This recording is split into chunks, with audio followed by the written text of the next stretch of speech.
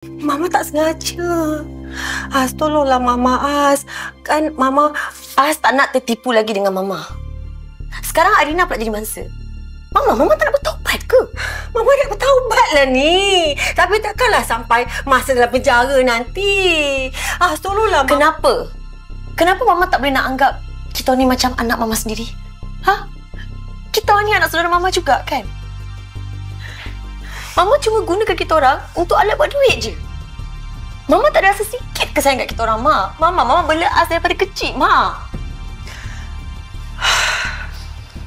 Sebab mak korang tu adalah kesayangan mak bapak aku. Aku ni selalu kena abai. Apa yang mak kau nak, semuanya dapat. Sebab itu aku tak kisah dia nak kahwin ke, dia tak nak kahwin ke, nak beranak ke, tak nak beranak ke. Aku tak kisah.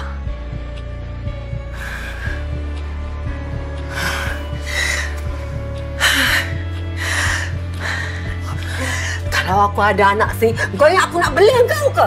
Ha?